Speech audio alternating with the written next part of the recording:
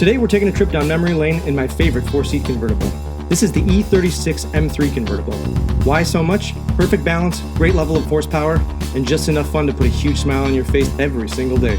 You'll see why. Enjoy.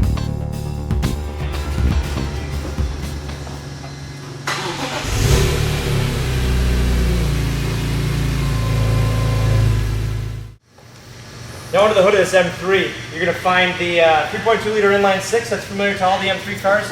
Of this body, it's 333 horsepower. It's got infinitely variable valve timing. Obviously a lot of power for a car this size. Now this particular car is mated to the 6-speed SMG transmission. SMG meaning sequential manual gearbox. It's a 2-pedal manual gearbox, which means you've got a robotized clutch. We'll show you how that works, but this car is in nearly brand new condition. Absolutely stunning, drives like brand new. Let's take a walk around it because it really is something to see. Just want to take a walk around, exemplify the condition. Like I said, this car is nearly brand new. You see a couple of just stone chips. You got a really light one there that goes on the primer. One right up here. Whole lower part of the bumper, you got a tiny nick here. But you can tell it's been very, very well cared for. And a tiny one there. Other than that, everything feels as new. But the condition, I can't stress enough. This car does have the 19-inch wheel on it. This is the 19-inch sport wheel. Set of Michelin Pilot Sports on here. But in the front, you are looking at a 225/40 ZR19. It's got a tiniest little bit of contact on the lip there that from 5 feet away you can't see. But look down the driver's side. It's excellent all the way down. Fit finish, everything is uniform. Again, Michelin Pilot Sport tires. These are a 255/35 ZR19 on the rear. Let's take a look around the back. You can see the park sensors. You do have rear park distance control on the M3. Proper badging, those beautiful taillights. And then back down to the passenger side, everything's uniform. It's a beautiful car. You know, for a convertible, this really does have an ample trunk. You can see right here, got the full set of floor mats, got the rears. I have the fronts as well. And then in here I've got the factory plate frame, should you need it in the front, but really a nice sized trunk. And this is actually even with the convertible top stowed. One of the things I really like about the 3 Series convertible in general is that you actually have a usable rear seat. Not even the 650 BMW has this much room. But you can fit 2 adults comfortably back here, and then as an added safety mechanism, you actually have the pop-up rollover bar here when the car senses a rollover is imminent. Really spend some time on the detail on this driver's seat. I mean, this really should be the best indicator as to how this car's been cared for. I mean, the bolsters are virtually brand new. The leather looks brand new. There's no discoloration, no wear to the interior. There is one minor spot, I take that back, which we'll get to, but easy step in. I mean, the car is really still based on a 3 Series, which one is, you know, traditionally one of the best cars in the world, but you've got a tilt and telescope steering wheel, as well as the dual power front seats. You got driver's memory with the adjustable thigh support. BMWs are known for their simplicity, and this layout is spectacular. Really simple. You got the multifunctional M3 steering wheel here. You've got the 10 and 2 cutouts here, but the blue and red stitching all the way through just to indicate this is an M model. Now, as I stated, the SMG, you've got the sequential manual gearbox here, but there are paddles to shift that mounted right on the steering wheel here. But you've got your cruise radio and some various functions up here, but M-spec gauges. It's gray with a orange backlight. Pretty unique look, but those are specific to the M cars. Looking at the top of the center dash here, this is the Harman Kardon single CD-in dash here. It's an excellent stereo. Harman Kardon makes some of the best out there. It's great with a top down on the highway. Can't miss it. Right below that, you're going to find the automatic climate control. This is something that you pretty much set and forget it. Along the lower part of the dash here, you're going to find a whole row of buttons. You've got heated seats for both front occupants. These are for the power convertible top. DSC here, that's dynamic stability and traction control.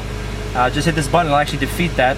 Now the sport mode here, what that does is it'll actually amplify the throttle response. Much better for driving on the racetrack. It's really abrupt, and you can really get a good feel for the engine when it's in that mode. Over here you have the tire pressure monitoring system. If you deviate from a certain pressure, it's going to illuminate and you'll have to reset the tire pressure.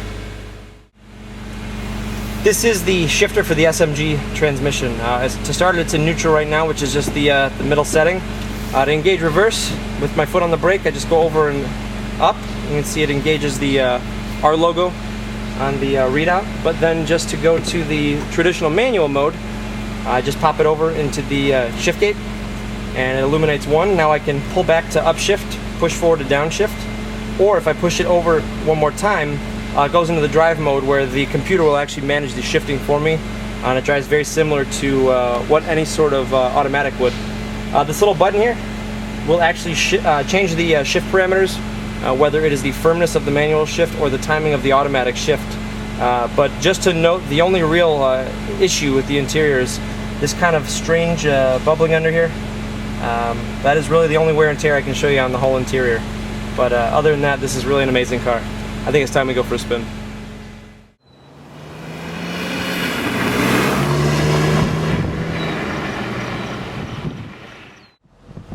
Get underway in the M3, drama-free experience. The car does the clutch for you. The only thing I have to do, because I'm in the manual shift mode, is just shift for myself. So I can use these pedals here, or I can use the shifter down here. But I really do enjoy it. I think the technology is pretty amazing considering what this car is. I mean, this is the technology you find in, you know, F1 race cars. But make no mistake, I mean, this is a sports car. It shifts very quickly under some heavier throttle, but you know, this car, even being a convertible, retains the rigidity of any BMW for that matter. But great amenities, awesome layout, everything is top quality in here. The brakes, which are included under the BMW schedule of maintenance, were not scheduled to be replaced when we had it in, so I mean, they really do feel fantastic. These tires are great, but I mean, look at the alignment, brakes, everything's dead on. And it automatically downshifted this second because it knew it needed to do so. Pretty awesome technology.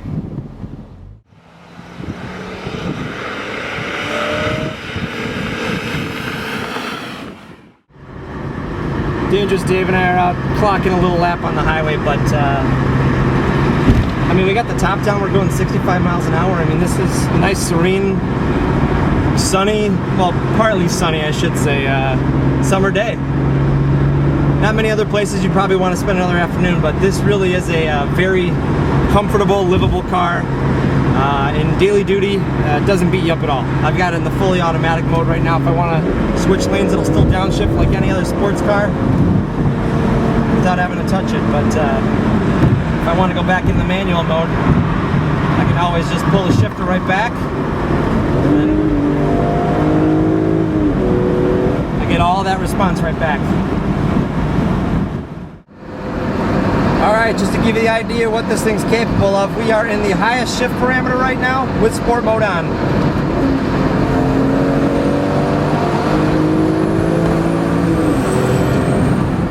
Ooh, time to slow down.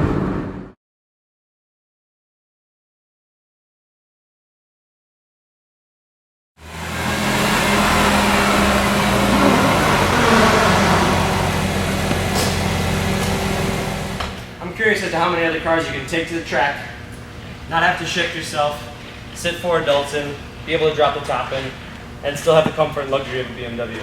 I really think this car is a kind of a car without peer. There are other cars you can compare it to it, but the reflexes and comfort of a BMW, you really can't beat it, especially in this kind of a package.